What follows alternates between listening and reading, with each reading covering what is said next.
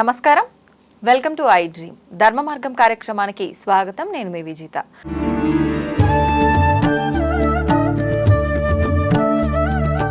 నమస్కారం గురుగారు. నమస్కారం అమ్మా.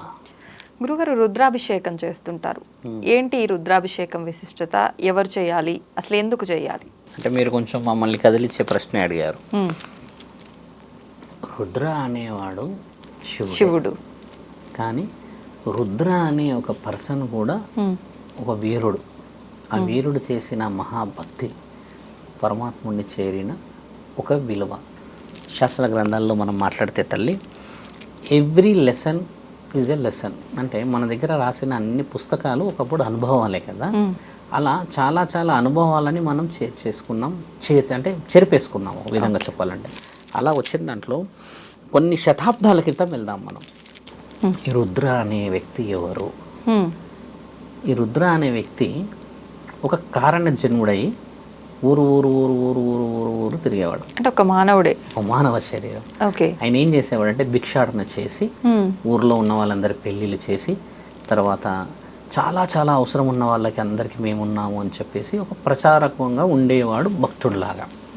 అయితే అమ్మ, ఆయన ఏం చేశాడంటే ఒకరోజు భక్తిలో మనం ఒకప్పుడు ఏంటంటే వరాలు కావాలంటే ఒక తపస్సు, ఒక యజ్ఞాలు చేసి కోరుకునేవాళ్ళం. అలా ఒక యజ్ఞం, ఒక తపస్సు చేసేస్తే మహానీయుడు పరమాత్ముడు ప్రత్యక్షమయ్యాడు.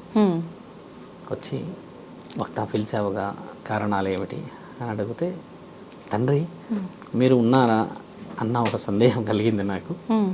నేను మిమ్మల్ని ఆలింగనం చేసుకోవాలి అనుకుంటున్నాను. అంటే శివుడిని.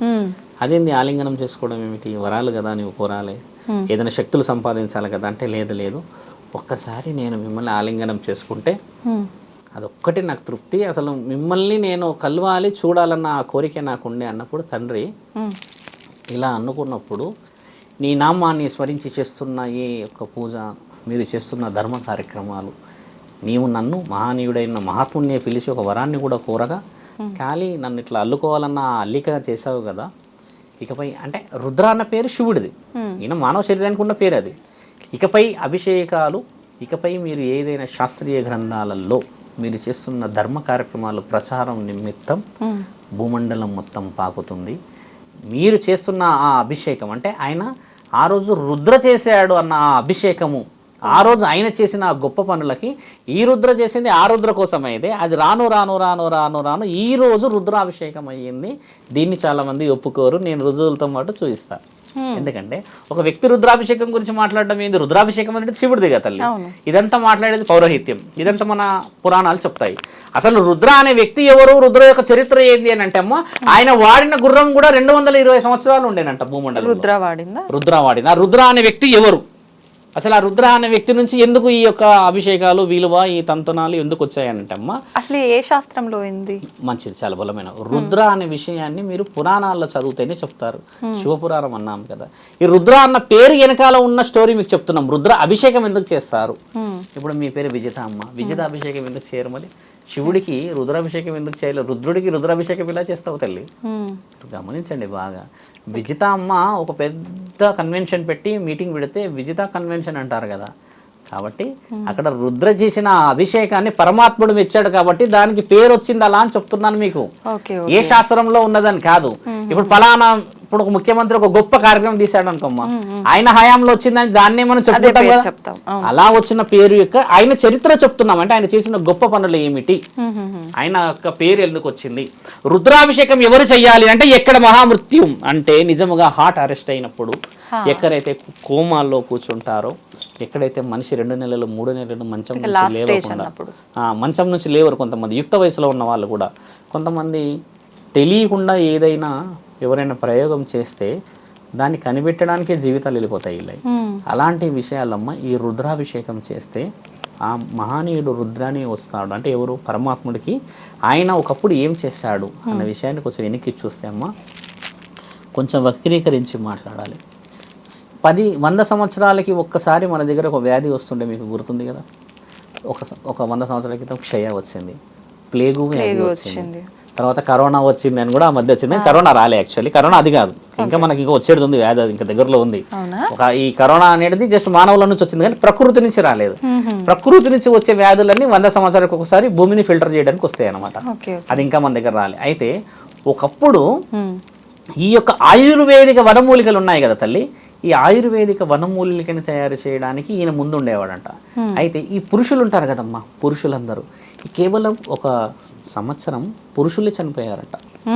ఒక ఊరిలో పురుషులే చనిపోతున్నారు, స్త్రీలు చనిపోవట్లేరు. ఏమిటి, ఏదన్నా మహమ్మారి సోకినదా, అసలు ఆ మహమ్మారి ఎందుకు సోకిందని కనిపెట్టినప్పుడు అప్పుడు పరమాత్ముడు అంటే అప్పుడు జ్ఞాన సంపాదించే గురువులు ఉండేవాళ్ళు కదా తల్లి, అందులో ఒక గురువు కళలో కనబడి భిక్షాటన చేస్తే ఊరూర వెళ్ళి 47 రోజులు ఊర్లో ఉండకుండా వాళ్ళు పెట్టిన భోజనమే తిని ఈ యొక్క మంచి కోసం తిరిగితే నేను 47వ రోజు ఈ వ్యాధిని నిర్మూలిస్తా అన్న ఆ యొక్క మాట మొదట బయలుదేరిన వాడు ఈయన రుద్రుడు. ఈ రుద్ర వెళ్ళి చేసింది ఏంది, ఈ ఊరు బాగుండాలి అని చెప్పేసి నేను తిరిగి వచ్చినా రాకున్నా సరే నేను ఊరు తెలిసి ఆయన గారు ఏం చేసేవాళ్ళంట తల్లి, ఆయన గుర్రం మీద వనమూలికలు పంపించేవాడంట ప్రతిరోజు ఊర్లోకి. అంతే, ఆ వనమూలికలు పిల్లలకు పెట్టేవాళ్ళంట శరీరం. అది ఏ మహమ్మారి వచ్చింది తెలుసా అమ్మ, ఒక్కొక్క శరీరానికి ఇంత దద్దు వచ్చేదంట, ఆ దద్దు వచ్చి రక్తం వచ్చేదంట అందులో. అలా వచ్చిన దానికి వనమూలికలతో చేసిన అన్ని పెడుతూ ఉండండి, నేను 47వ రోజు తిరిగి వస్తాను అన్న ఆ తరుణాన్ని భిక్ష చేసి వచ్చి అమ్మ ఈ యొక్క వ్యాధి మెల్లిగా ప్రపంచం అంతా పాకింది కదా. అప్పుడు ప్రపంచంలో ఉన్న నలుమూలలో ఉన్న గొప్ప గొప్ప వ్యక్తులు వచ్చి కూడా ఈ వనమూలికలు తీసుకెళ్లారంట. అలా కూడా మా రుద్ర అంటే ఇప్పుడు మీరే ఉన్నారు, మా వాడు ఇంత పెద్ద గొప్ప పని చేశాడు కాబట్టి ఆయన చేసిన పనుల్లో మనందరం సక్సెస్ అయ్యామన్న ఆ తరుణాన్ని రాను చెప్తూ చరిత్ర ఈరోజు మర్చిపోయింది. కానీ అభిషేకం అనేది శివాలయంలో చేస్తారు. ఎందుకంటే శివుడి యొక్క భక్తుడు అయినా శివుడు గెలిచిపోయాడు కదా, భిక్షాటన చేసి ఆ పుణ్యాన్ని సంపాదించిన వీరుడు కాబట్టి శివుడినే గెలిచాడు, డైరెక్ట్గా వచ్చి ఆలింగనం చేసుకున్నాడు కాబట్టి ఆయన విలువలన్నీ ఇప్పుడు శాస్త్ర గ్రంథాల్లో తూడ్చిపెట్టిపడి ఉన్నాయి. కేవలం శివుడి గురించే మాట్లాడతాం మనం. రుద్ర అనే వ్యక్తి శివుడే. కానీ అమ్మా ఒక మాట గమనించి చూడండి, శివుడి పోలికలో ఎవరున్నారు ఈ రోజుల్లో? ఉన్నారా? ఎవరున్నారు శివుడి పోలికలో? ఎవరున్నారు తెలుసా అమ్మా? శివుడి పోలికలో మగ శరీరాలు ఉన్నాయి శివుడి పోలికలో. అంతే, ఒక హెయిర్ పెంచుకుని రుద్రాక్షలు వేసుకొని త్రిశూలం పెట్టుకున్న వాళ్ళని శివభక్తులు అని అంటారంటే ఆయన పోలికున్నట్టే కదా. గణేశుడని అన్నారు చూడండి, ఆయన వారసుడు అని. కార్తికేయుడు అన్నారు, ఆయన అన్నాడు ఆయన వారసుడు అని. బాగా గుర్తుపెట్టుకోండి. ఇలా మనం ఉండి తిరుగుతున్న వాళ్ళని శివుడి పోలికతో ఉంటాము కాబట్టి శివభక్తులు అంటారు. అదే గణేశుడు కనబడితే గణేశుడు అంటారు. కాబట్టి తండ్రి ఇచ్చిన గొప్ప వరం ఏం తెలుసమ్మా, ఈ శరీరాలకి ఎవరైతే మాలేస్తారో డైరెక్ట్గా ఆయన పోలికే కనబడుతుంది అక్కడ. ఎంత తేడా ఉంది చూస్తామమ్మా. ఆయన కడుపులో పుట్టిన వాళ్ళని చూసి మనము ఆయనలాగా ఉన్నారు అనము, మానవ శరీరం ఎక్కడెక్కడో పుట్టిన వాళ్ళం ఒక మాల వేసేస్తే శివుడిలాగా ఉన్నాము అని అంటాము. అంత గొప్ప గొప్ప నిర్ణయాలు తండ్రి మాత్రమే ఇవ్వగలడు శివుడు. అందుకని మీరన్నా ఆ రుద్రాభిషేకం చేయాల్సింది ఏంటంటే, దీనికి ఇంకో వ్యత్యాసం ఉంది నా తల్లి. రుద్రాభిషేకం ఎందుకు చేస్తారు అని అంటే, రౌద్రం తండ్రిని ప్రశాంతపరచడానికి కూడా చేస్తారు. ఇది అంటే ఆయన కోపాన్ని తగ్గించడానికి కూడా చేస్తారు. ఇప్పుడు ఆ కోపం అనేది ఎలా ఉన్నది అనేది పలు విధాలుగా వస్తుంది. కానీ ఇప్పుడు మొన్న విజయవాడలో పెద్ద విపత్తు వచ్చింది కదా, అలాంటి విషయాలు చేయవచ్చు. ఇప్పుడు శ్రీశైలంలో వచ్చింది ప్రకృతికి సంబంధించి ఇబ్బందులు, అలాంటి విషయాల్లో ఆయననే కదా అధిపతి. అలా కూడా ఉంది మన దగ్గర. కానీ నేను వెరీ డీపెస్ట్గా చెప్పాను మీకు. అది తల్లి.